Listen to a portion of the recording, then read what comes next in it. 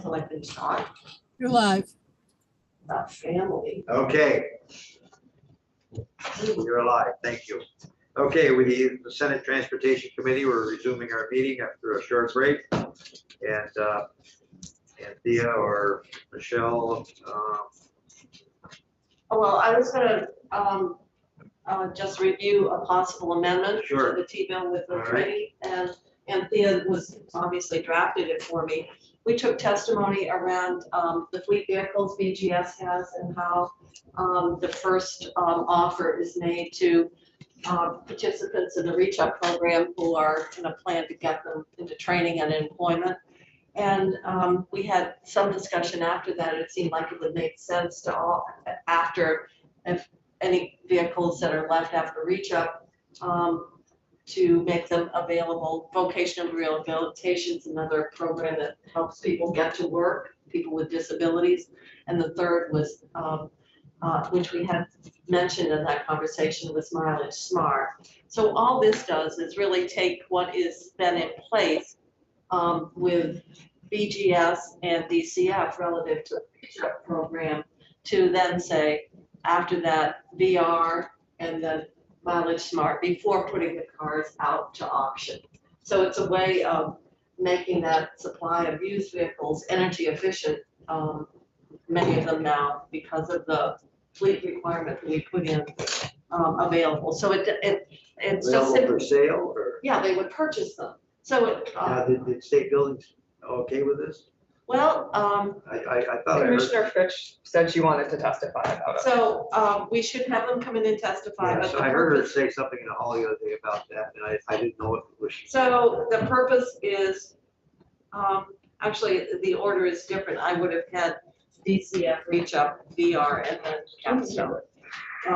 So it's just simply expanding that availability of those used vehicles to support these public policy requirements around either for Reach Up. These are people who have a work requirement or training, and then VR.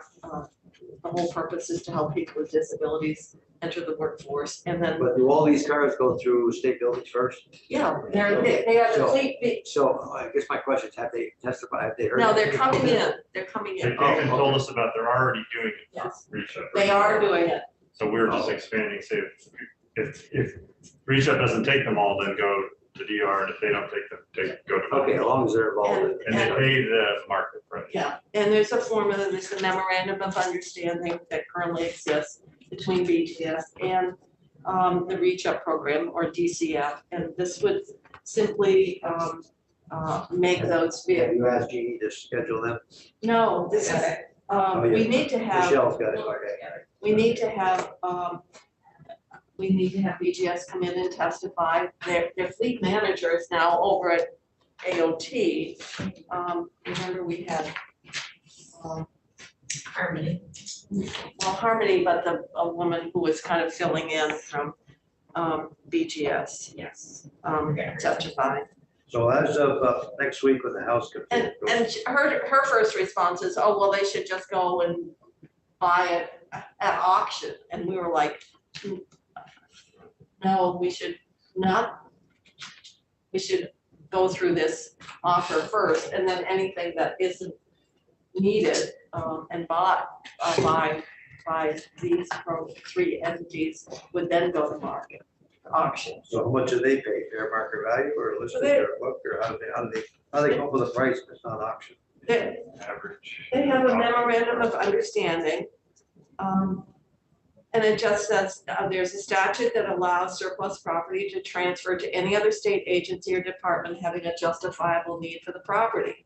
So when, so surplus is, has to do this. So what they have is, BGS determines the fair market value, that's offered for sale. It's all right up here in terms of what is currently the agreement between Reach Up and BGS. This document is what I was provided, what BGS gave me, and it's specific for the process that they're going through with DCF for Reach Up.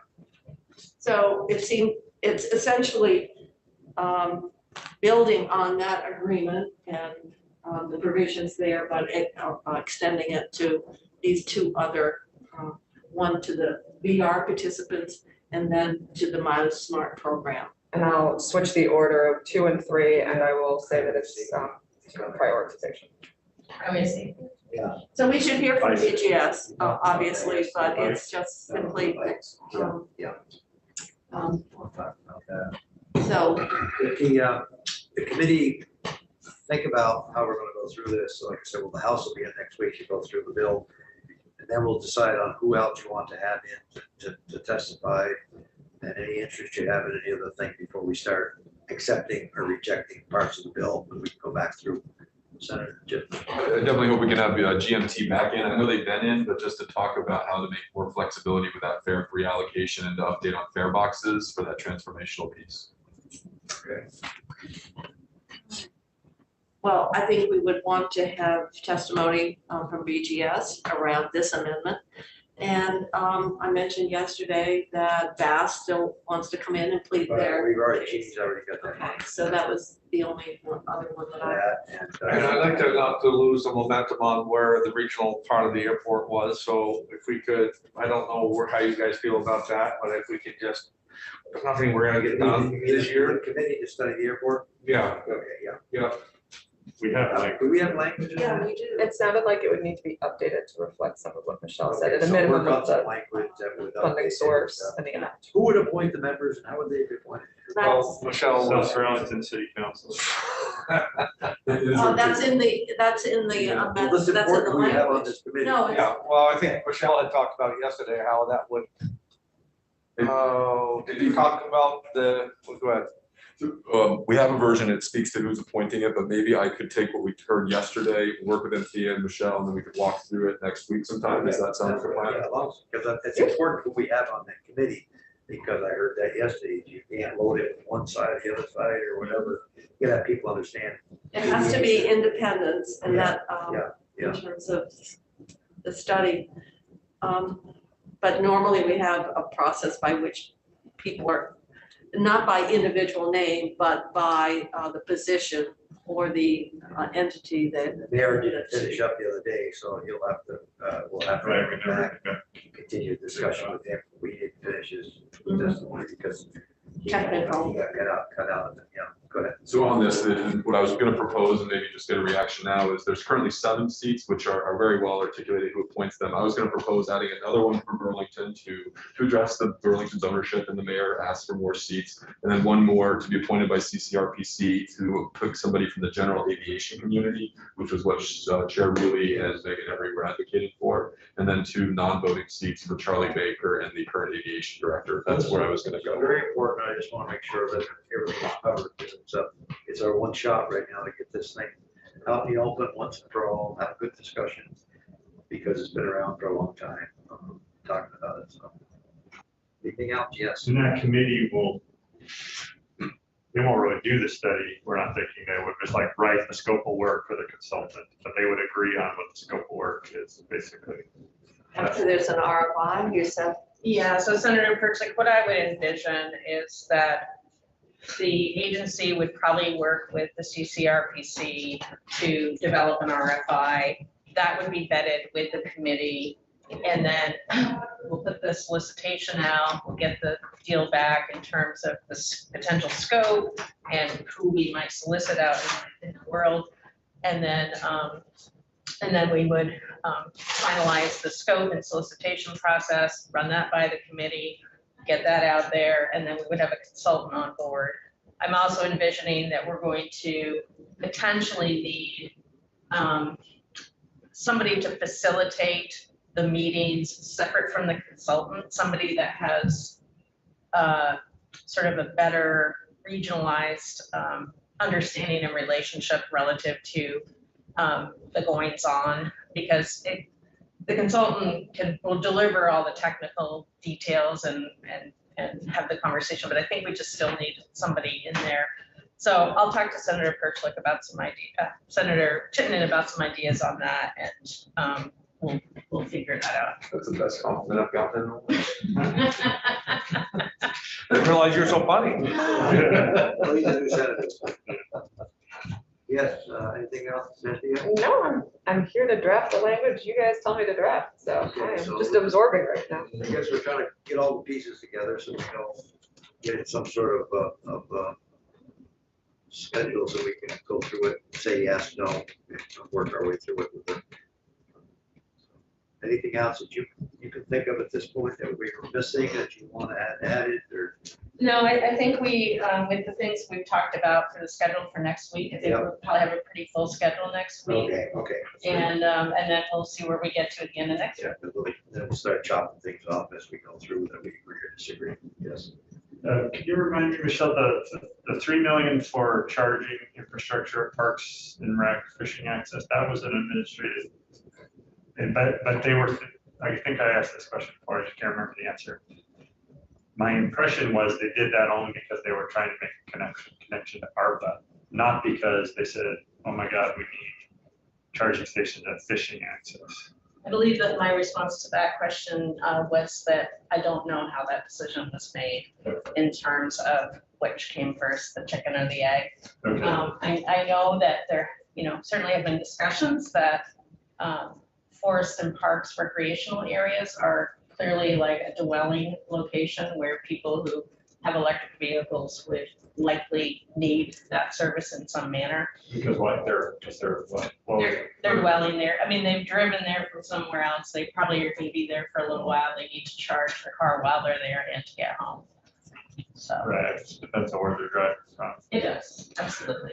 And if, are they gonna be using the levels? It just seemed to me 3 million for that was a lot, and I'm probably gonna propose that we not do 3 million for that. Would you like me to work with Jeannie to schedule the two commissioners to come in? Yeah, I mean, if they have an argument for why they think of it, because I think, Yes, Chris? well, we just did that for some level twos, we put in locations that we thought were gonna be used a lot, but then as the vehicles change, if people are charging at home. Yeah. They don't, the need to charge there is less. It might be a nice thing, but is it always worth it? Is it better to do it there?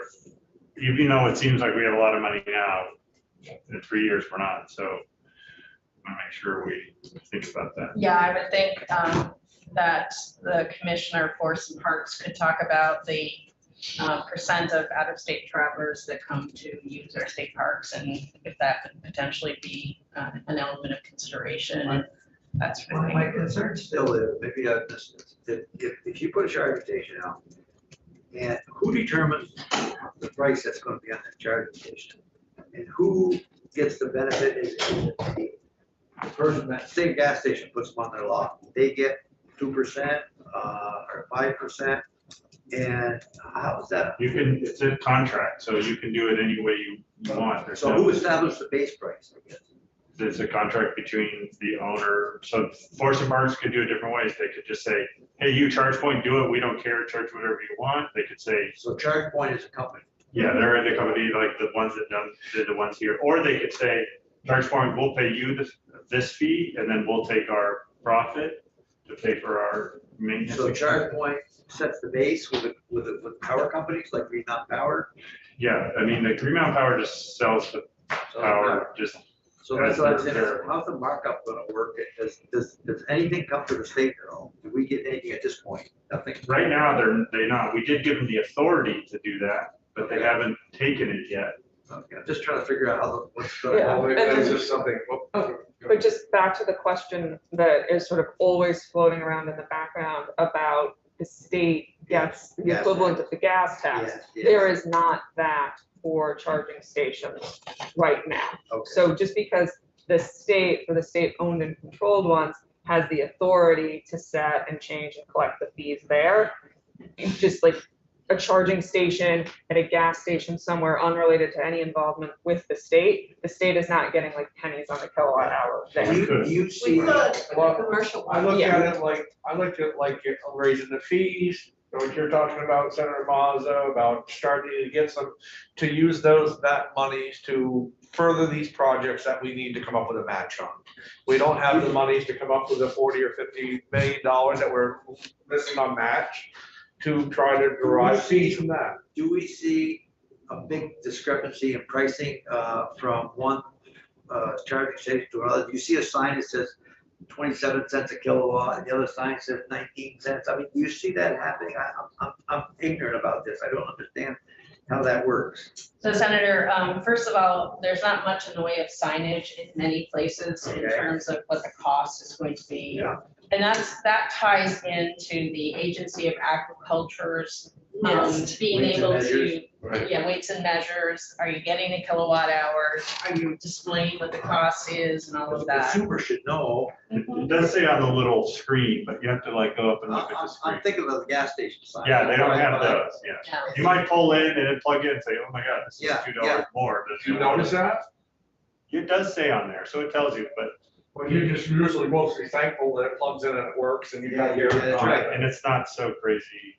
Usually the only time where you get a high fee is if they're preventing you from parking there. So they say it's whatever, 25 cents a kilowatt hour, but $4 an hour for parking and then $8 an hour if your car stops charging. So you don't just use So the you parking. could have Green Mountain Power charging 10 cents and the only good cent was the other company, the Central Railroad, another company charging 14 cents a kilowatt or something. They could be that area because different power companies, right?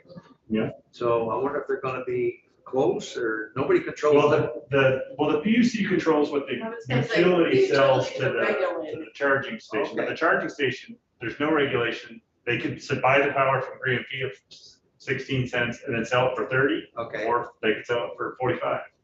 There's no regulation on how they mark it up to the driver. There's no regulation on gas prices. there isn't, but Or the gas big- prices, the right. big signs keep them competitive. That's what Right, gas and there's companies. enough of them You around. drive down any street, you see 19 or 419, 429, 438. It's mandated anyways that they have to post their prices on gasoline, isn't it? Yeah, but right on the pump, I don't know, relative to most of those are advertising The big signs, but signs, like Costco has it 2 But I- hours a day, then you got. but the pump Chip Valley, obviously Chip is Valley, where it's required, and that's where ag actually goes in and Checks the pump. checks the pump for active, just like they do for Yeah, scales. It sounds like Pricing, They the, don't check the price for pump, for pricing. No, because they have there's no well, they do, regulation of. they do make sure that if you, A gallon of gas. what it says in there, if you go in and Yeah, buy it, they charge you Yeah. what it says in The there. price is not. But something like the charging stations over at the credit union over there are by time. They don't bother with the kilowatt hours, they just do it by hour. Oh, So some really? places just do that, because That they, actually makes sense. Now, when a car, I came in the other morning, there was a car down there with snow all over it, probably parked all night maybe. That they can do that and leave them all night parked. yeah, I mean, until BGS decides to So enforce. there's no limit on time you can leave the car. It says you're supposed to only park there while charging, you're not, like, when your car is charged, you should move it. Like So Chris does Foley it- used to talk about that. when Does he it came stop charging you when your car is charged, or does it still It charge you? it depends, some charge you by hour, then it doesn't matter if it's moved, but So these there- are all free and they don't charge by So the there's a hour. lot here yet, there's a lot of stuff good here. It's a lot of difference. Okay, Yeah. that's what, It's kind of the Wild West still. okay, so that's important to me, because that's gonna be the future, and I hope we have some kind of And there's- guidelines to follow. But you haven't noticed it, Senator Perch, like to where, I'm not gonna go there, because that's a little bit more, it's just. And I charge mostly home, and like you said, if I'm traveling out of the state or a long trip, then I'm just glad that there's a place Yeah. there that I can charge. In fact, some of the fast chargers, I think the highest I paid is like 48 cents a kilowatt hour. But for a fast charger, I was definitely And willing what's to pay that for mean? that. How many kilowatt hours? I think I filled up the car and it was like $12, $14. Yeah, so it wasn't like a huge thing, but it's not nothing, but it was, But I'm just worried that somehow we gotta have some sort of a standard of, I know you can't control, but. Well, I think we'll get there. I think right Okay. now, because right now, a lot of them are still free. Like, these are all free, the top, other places are free or very minimal. So we have two different issues here, one of which is what is the customer being charged by charge point for the, Right. and then at some point, putting a tax on Right. on the They're- sale of electric, to be the equivalent of the, and it's easy to do with a commercial one, because that's So where when we've you- had the discussion around, if you're charging at home, Right. you're not having, and you're not, well, there's smart meters now, but if you're just plugging in, it's hard to differentiate between that So and your when do you think refrigerator. that discussion's gonna happen, or where does it start from? Well, the advocates for the take-up of EVs are suggesting that it should be at, when you get a 15% take-up rate. I think we kind of need to start, but where did we end up with that? We gave them authority to do it. We just kind of, I think it bodes well for us to start sooner than later. I mean, here we go, and myself included, on the record of saying, hey, we need to go to GMT and say, you need to get your fares in order. And we're doing, you know, here we are, we've got charging stations all over the place that are for free, and then maybe we ought to be visiting that and start that discussion sooner than later. but we spent a lot of time on it 2 years ago. And we had a couple bills on it. And I think you asked the PUC to look into it, and the PUC said, you know, based on sort of the technological difficulties, we don't think you should be getting a kilowatt hour fee. There are other ways to recoup lost gas tax revenue. And then there was the road user charge study group, and you know, then there's the other idea where, you know, maybe as Senator Kitchell was talking about, it's like a hybrid combination where you are paying based on inspection at like the point of registration, based on mileage that you're driving, and then there's the additional piece for the charging stations that are available to the public having a kilowatt hour fee. And then there was the pilot program language, and I think that got taken out. So there isn't authority. That AOT was gonna do a pilot, right? Yes, Senator. That was exactly the point I was gonna make. We had Senator McDonald's bill. Oh, that's a fee-based. Electric, well, no, not He had that. two bills. He Yeah, had the it's a very registration fee complicated for- Oh, fee yeah, but we can't. and the charge registration. Everybody registration fee. You don't get the tourists, you don't, I mean, you don't. No, that's why As an the level intermediate. 3 captures the tourists, because they're the ones that are more routinely, but It's a serious issue. I'm just curious how it's gonna be handled. And I don't have, I mean, I know it's being worked on, but it is, if we get $76 million in gasoline tax now or something like that, or 67 million. the easiest thing was to do a differential on registration. When we calculated that out, what that would be, as a sales tax You equivalent. pay more for electric car registration? Yes, Yeah, yes. but how does that take care of the tourists? It doesn't, because they're using the level 3 chargers that we're gonna put a sales you know, equivalent tax on. Oh, there's gonna be a gas tax on, or, Well, that's, Okay, I'm just trying to find no, out. that's the decision ahead of us. At what point do we want to start putting that, that tax on those chargers, to make up the loss of the gas tax? And that's, the advocates have been saying, wait until there's a little bit more How- development. how fair is that for someone, okay, you register your car, you got an electric car, you pay another $25 a year, for example. If that car It's drives more like 50 miles a 118, year, I think. okay, but if that car drives 25 miles a year and the car drives 3, do they get a benefit? I would see it as like an intermediary, so nothing that we permanently put in place, but until we want it, till we have the infrastructure in place. If we wanted to collect some revenue from the electric cars, have this, and I also like to assess the gas guzzlers. So, you know, you got, you know, Russ Ingles truck. So if we could, you know, any cars when they register, if they are terribly inefficient, we know their make and model. That I think an answer would be to look at fees to pay for public transportation. Go ahead, Michelle. It's gonna hit a lot of your construction, your small people. And they already are paying more because they're using more gas and they're having to, so they're paying more tax, but we have these studies to look at this. The question really is, when is the right time to make a decision to implement these replacement charges for the lost gas tax revenue? Well, that's what And I'm. AOT has a position on that. Go ahead. So, thank you. So we are in the midst of the road use charge study process. Joe Segali came in earlier this session and talked to you about it. And I guess I'd like to have him come in again before we leave Okay. this session Okay, to that'd be give you good. an update. Yep. But the gist of it is, we've narrowed it down to reading the odometer at the time of inspection and having a third-party vendor to deal with the payment side of it, so that these would then flow into the T fund through DMV. We are gonna be coming back next session with the implementation language that we will need to start the process. And we're anticipating we wouldn't start the process until probably about January 1st of 2024, by the time we operationalize everything that has to happen.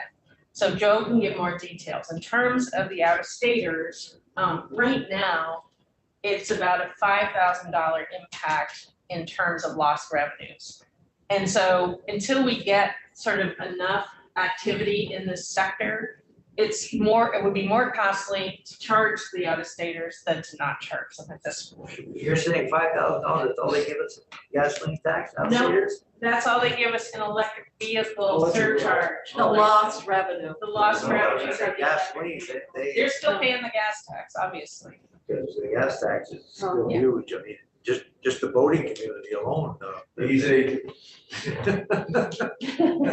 So I'll make sure to get Joe in here to give you Okay, an well, update on that. And that has been argued as a fairer way, because that's actually, that's a good way of measuring, as opposed to the registration, which is kind of an average across, and this is actually based on miles traveled. It's also less complicated and less technology using than what some states like Utah and Oregon are doing, where they have like the Oh, bombs I that know. plug in. It's really, really interesting to see what states are doing with this. Vermont is Oh, yeah. not. You make a lot of money, you make $5,000. Also, money in the infrastructure, don't for the US DOT to do, all this the same. Well, it'd be the same. Sort of a national plan tax, but it's states on our road. Because you're paying more for the. This is this is gonna be finance specific tax for.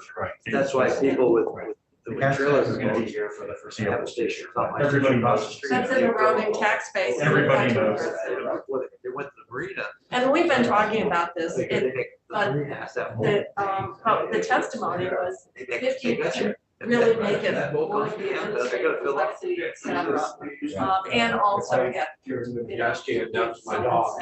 to, Yeah, oh, yeah. Save me over a dollar a gallon. along with the cost of fuel, I think we're gonna see a much more aggressive take up. The problem then is gonna be supply. Smaller gas tanks will definitely carry it down Delta Next. Well, that's good. It's a discussion. I didn't expect the answers today, but just curious to see how the Well, future's gonna bring. We've got some really interesting studies that we've Well, that's looked good. at. That's good. Because it And is we're gonna on the be, way. and what they keep predicting by 2030, was it's gonna be, how many thousands of cars are gonna be, well, General Motors is gonna stop making gasoline engines, I think, or some of these companies. Well, So Ford There's certainly. also had this to- new technology used toll by plate where you can capture this. That's actually something. I just heard Yeah, you that. get that. And what is Senator Chittenden You want doing to- at 2 o'clock in the morning on the? Starts by taking a picture of your license plate. Oh, So when you're driving your Corvette in New Jersey or wherever you think. Okay, yeah, I get fined now once a year or twice a year for driving. If I get reelected, I'm gonna go to the Transportation Information Technology Summit. I'm gonna get some more details on how. We can don't, use you'd this. be a dangerous. Oh. You're I'm gonna- talking tomorrow, but over the next 10 years, I think we're gonna have smarter streets tracking which cars You are are? using what. He wants to raise registration for public transit. I just would like some speed bumps in front of my house to do calming. Oh, God, you listen to that all day, you don't wanna hear that. Boom, boom, boom, boom. Yeah, the trucks and all that stuff. Oh, my God. Well, I'm on a secondary road, it used to be a dirt road, I but drive through Danville twice a year, and I gotta say, it's the nicest stretch of that highway. I wonder if there's some use for it. Just in front of her house, right? Oh, yeah, oh, yeah. I What will, are you on? Route 2. Oh, you're right. I'm not, my house is not on Route 2, it's on a road off. We can see it from. You can see my house from Route 2, When it's only nicely maintained curb cuts. What road? Walden Hill, She has, right across from the. she has high a gardener and a caretaker. and all Yeah, that me, stuff. yeah, me. And, you know, Moved by the insurance. So we don't wanna hold up Anthea, anything else? Oh, I just put something up, Yeah, sure. circling back from when you were having your conversations Go about ahead, charging we're just- stations. We're just shooting the bull here. Go ahead, anything you wanna add? Well, just reminding those of you who were here 2 or 3 years ago and educating those of you who are new, you did spend a lot of time working on your definition of electric vehicle supply equipment and electric vehicle supply equipment available to the public. And you do have a requirement in subdivision B, disclose all charges for the use of the electric vehicle supply equipment at the point of sale. That was also when you had the sort of regulation of them going over to weights and measures, but the that's code when that we they're learned waiting about on. NIST, and then Yeah. Senator Ash actually visited, in, I think it was Boulder. Yeah. And then that code has still not been released. So I think you're getting to a point where this is gonna be something that can be more regulated. But if at some point in the future you wanted to have requirements and statute around like the size of the disclosure, B doesn't say that it needs to be in like a legible font that you can see from the road. So, just something to think about. This is also where you get the providing multiple pay options, and you sometimes hear about things being like agnostic as to payment. And this is the language. It says if it's available to the public, you need to provide multiple pay options. So it couldn't be just charge point saying you need to like use our app or use a fob. It's the only way. It needs to be multiple payment options. But where you're getting the credit card swipe stuff, that has been in the grant agreements for the state funded charging stations. So there are those sort of two like parallel issues. But this is where you get the requirement that if it's going to be available to the public, needs to accept multiple payment options, needs to disclose what it's going to cost. Very good. Well, when we were at the museum the other day, we had the meters right there and it had an app and all that. How's that work? There was a app that. You remember we were at the parking meter, we put quarters in it, wasn't registered, but then they had the app thing, and so you actually download an app and that's what you do. So Burlington does it, UVM2 Park Mobile, so you just put in your license plate, it's already pre-configured, and pay every time in front of the person. The parking meters in Burlington, you can pay. You pull up to the spot, it says a zone, you type the zone in, and then you choose Burlington, Vermont, that zone, and that they know the license plate in the car, and that's how you pay your meter. Every person can look at that and see your So you pay them through a credit card? Yeah, it's already on your phone. configured, and it's used across the country, so when I do a lot of road trips, I'm like down How to about Charlotte. if there's not a credit card? Go up to the There is, I think. Sometimes. It's kind of awkward. There will be ones with swipe ones, and I know some of the parking meters in Burlington that still have like a secret little coin spot on it Because that now I you got like need to people look who for. store a credit card, you just put it on top of the machine. They don't even put the credit card in the machine, they just go on. Yeah. Oh, with the chip, you mean? Also use it, be able to do it with your phone now. I got one on there, but That's sort of like when you go to the Have to have airport now, Gene. you're. Yeah, that's yeah, your, yeah, we got Gene to teach me how it works. Senator Parent did have a bill that he introduced about sort of tap to go paying for charging stations and things like that. When we're doing this, there's also hopefully when you plug your car in, because the charging station is talking to the computer in your car, so we'll just say, oh, that's this car, that car is owned by Andrew Perchlik, they'll just charge my account through that, so you wouldn't have to do anything. that'd be the easy way, wouldn't it? And you can also in Canada, my son's got the Canadian charge system as well that will bill him for. Yeah, you just. Yeah. So another thing, I still got the crank cash register. yeah. Are you gonna do it now? Yeah. No, I like those, right. I still got one in my basement. Yeah, go ahead. The House had changed the electric vehicle grant from 40,000 to 45,000 for the base price of the vehicle. We got this thing from Missouri Electric the other day. So I went through there and highlighted that's where we changed. But that also includes the plug-in hybrid. And that was great. Reminds my constituents that why would we be giving incentive for, they were particularly, didn't like the fact they were giving for BMWs, but I think my point would But be does the BMW with the, the plug-in hybrid, there's the BMW 330 is under $45,000 really? Oh, that's and 23 miles. And then they have the Mini Countryman is owned by BMW Corporation, but it's not branded as BMW. But my point mainly on the plug-in hybrids is that if their miles is very low, they could still be driving 90% on gas. And do we want to be encouraging the plug-in hybrids that have very low miles? So I was thinking about saying, Cost and mileage? it could be cost, it could stay at 40, or if we go to 45, say that the electric range has to be at least 25 miles. If it was at least 25 miles, that would only take out 3 cars on the list. It would take out the BMW, it would take out the Mini Countryman, and it would take out the Subaru Crosstrek hybrid. Hopefully Subaru Crosstrek hybrid would come up with one with more miles. 17 miles is, you're just not going to get the same gas savings on a car that only has 17 miles, unless the person is just charging at home and using it on. So I'm wondering what people thought. How about putting in a range standard. a requirement. Yeah. Yeah. And I know, so can you remind me that here, Michelle, what the changes between a plug-in hybrid and a fully electric on the incentive? I can put up the chart. Oh, nice chart. So this is your incentive program for new PEVs, and you've got your different tiers. So there's, if you make less, and this is based on adjusted gross income, you can get a higher incentive amount, and then the incentive amounts are higher for all electric as opposed to plug-in hybrid electrics. It's always $1,000 difference, it looks like. Yes. Between a plug-in hybrid and. Oh, a full- Yeah, so if you were, for example, to say that the base MSRP for an all-electric is 45,000 and the base MSRP for a plug-in hybrid electric is 40,000 as your caps, if you didn't do it based on mileage efficiency, then you would be getting potentially the highest $4,000 off the 45,000 base MSRP and 3,000 off of the 40,000 base MSRP. If you were to make that change. These incentive amounts, I believe, are in session law. I would need to go back and check. So it's not something that the agency Eagle would just followed change. the first one, 150,000 a year, 100%. Yeah. It's still more houses. Well, I'm more interested in preventing a vehicle that's a plug-in hybrid, but really very low electric miles.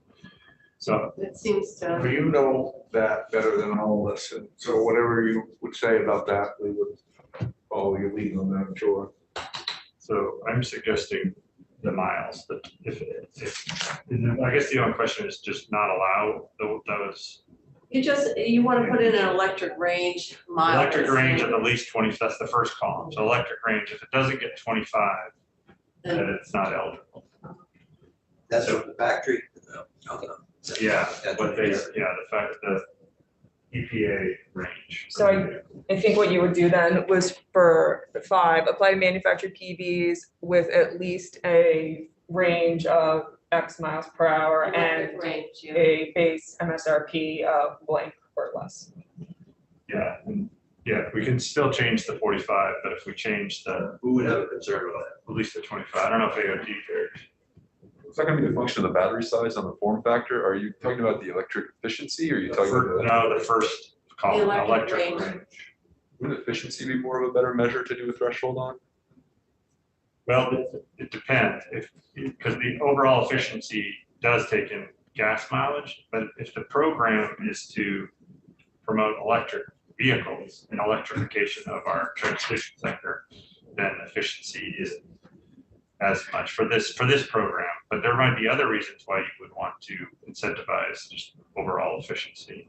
Well, yeah, I can see a little bit of that point, that you have a, car they're working more on the CAFE standards to try to get more miles per gallon, so they're burning less fuel, so I do see that. But you can tell, like the Audi is there's some plug-in hybrids are more efficient just because that's a large vehicle, so the efficiency is low because you're just moving a lot more weight. It's a bigger car. Should it be a cutoff of 25 or a graduated scale relative Oh, to? that gets- Yeah, just make it simple. Just say like, if you can't get to 25, then you're not really At a minimum. using much electricity.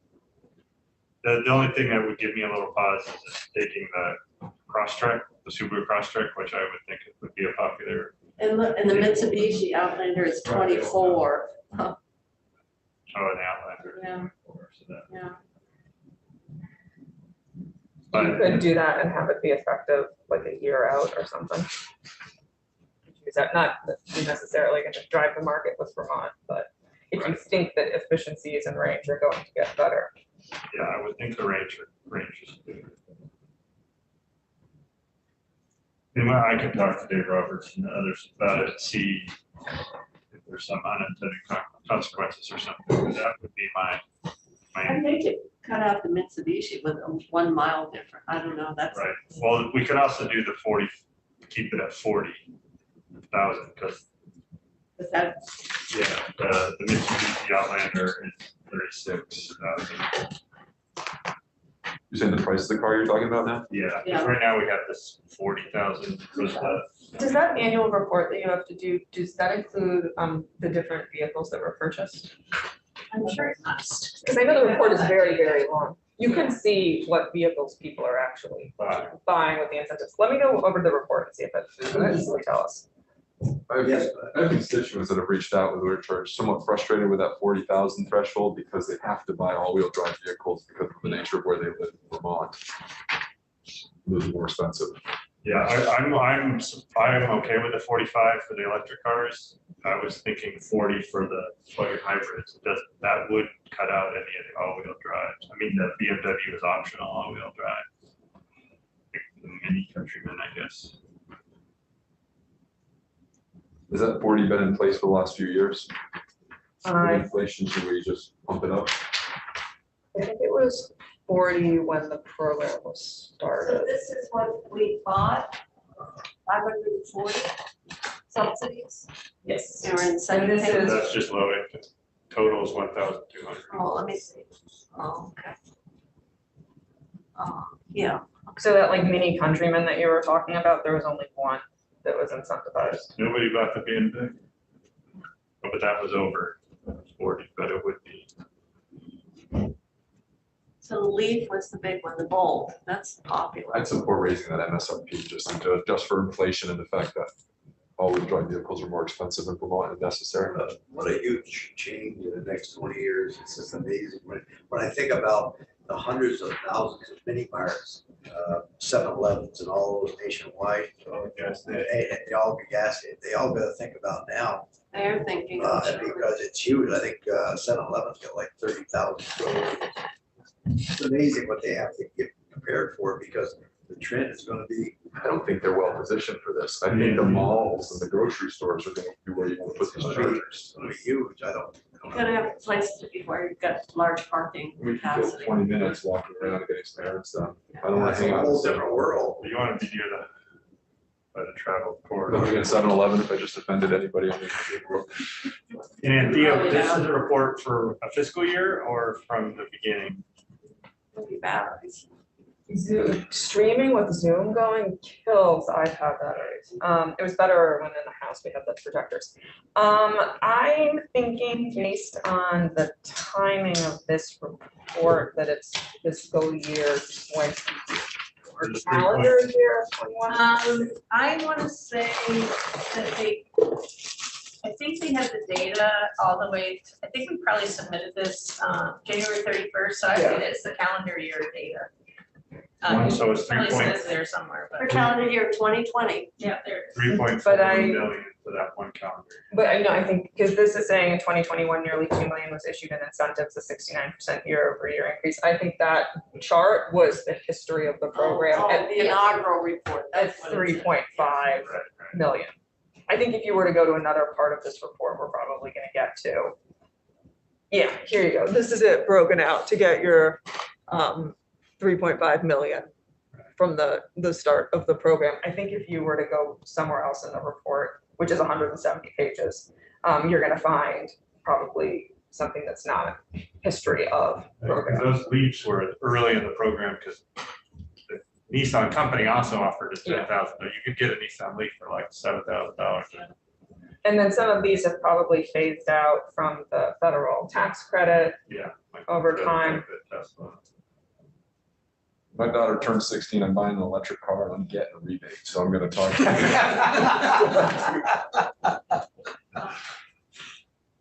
Talk about planning ahead. Are we? We're all. I think we're not. Can we go offline, Dee Dee, please? Drop a line, I get some